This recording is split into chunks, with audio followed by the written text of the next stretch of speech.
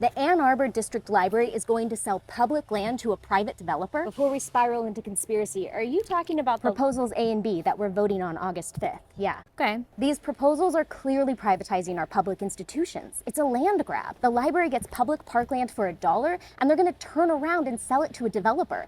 At least, there's no guarantee they won't. I see where your concerns are coming from, but first, it's important to note that the parking lot is a parking lot. There's no park over there right now. And second, the director of the library has said that they would not sell to a developer. They would have to partner with the developer for the housing portion of the plan. It just feels like a scam. They say this project will include affordable housing, but the city never builds enough actual affordable housing. My rent keeps going up. I don't need affordable housing in 10 years. I need it now. Yeah, I agree. The city and its citizens should be doing everything they can right now to build affordable housing. We literally can't build it fast enough. That's a big goal of the comprehensive plan, but that's a conversation for a different day.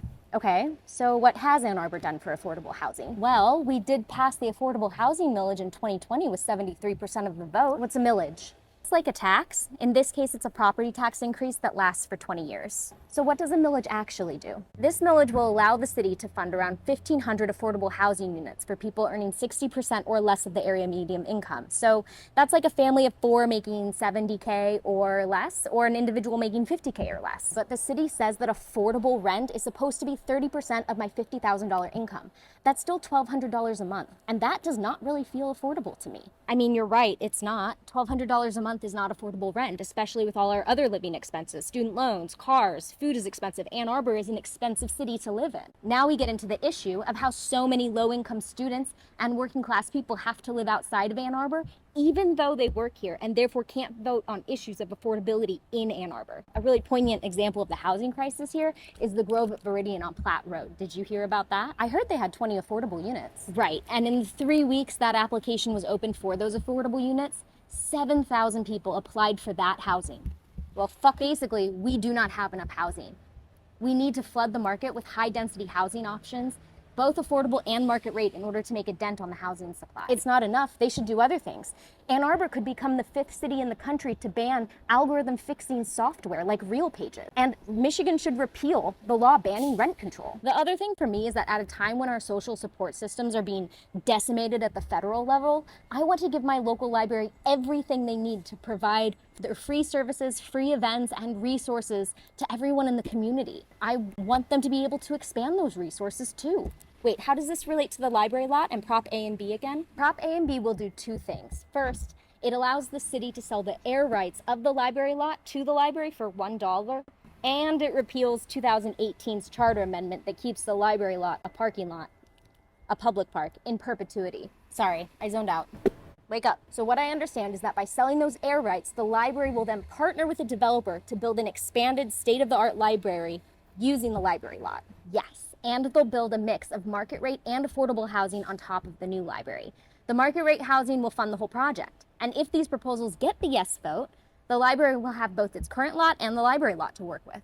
Plus, the library lot and the parking garage underneath has the infrastructure to support a 20-story building, so it makes sense to maximize that space. I don't know, isn't that just a pro-developer stance? The library doesn't need the library lot to build a new library. Technically, no. If Prop A and B don't pass, the library will still have to partner with a developer to build on their current lot. It'll just be less space for them to work with. And the library lot will likely remain a parking lot, which is kind of a bummer. But if they build on both, then there's gonna be another giant high-rise. Doesn't that bother you? I don't have a problem with tall buildings. What about preserving the charm of Ann Arbor? Just like in 2018, opposition to Prop A and B really feels like it's more about stopping a tall building than actually caring if a city park exists or not. Not to beat a dead horse, but the Library Green Conservancy, the organization that was supposed to make the park happen, has had 7 years to turn this parking lot into a park. And they haven't. Okay, but didn't the city refuse to sign a memorandum of understanding so the Library Green Conservancy could actually begin the design process and fundraising? I don't know if the city outright refused, but I do know that the Library Green Conservancy didn't file that memorandum of understanding until 2023, at which point the city dissolved the Council of the Commons, passed the project on to the Parks Department, and made it pretty clear that there wasn't extra staff or money available to focus on building the new park on the library lot. Council of the Commons? It was the city's task force for turning the library lot into a public park. You can watch all of their meetings on YouTube. Did you watch any?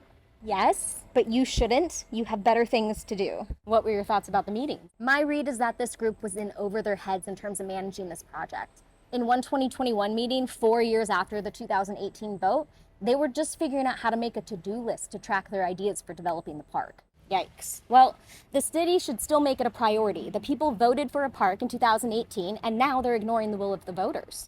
Are they, though? This talking point really makes me wonder who exactly is allowed to be a part of this conversation.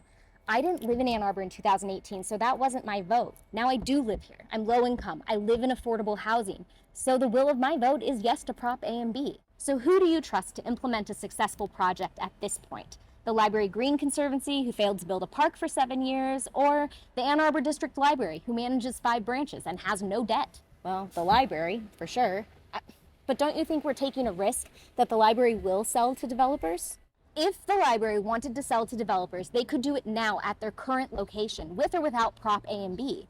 But library leadership is democratically elected, and it would be wildly unpopular for them to even attempt to sell. You say all that, but there's still nothing binding in the charter or supported in the policy that assures affordable housing, or that would prevent the library from selling to a private developer. Ann Arbor District Library can't be obligated to do something by the city charter because it operates as its own governmental entity under Michigan state law. But let me ask you, do you really think our public library is going to bait and switch the public on this? Well, not when you word it like that. Does the library even have the ability to manage a huge, expensive project like this? They have a really excellent track record. Ann Arbor Public Libraries has 5 locations. Most of those have undergone renovations or total rebuilds in the past 20 years. All of those projects were completed under time and under budget. So yeah, I trust that they can do this. I trust they can pick the right partners to work with on this and that their word is good.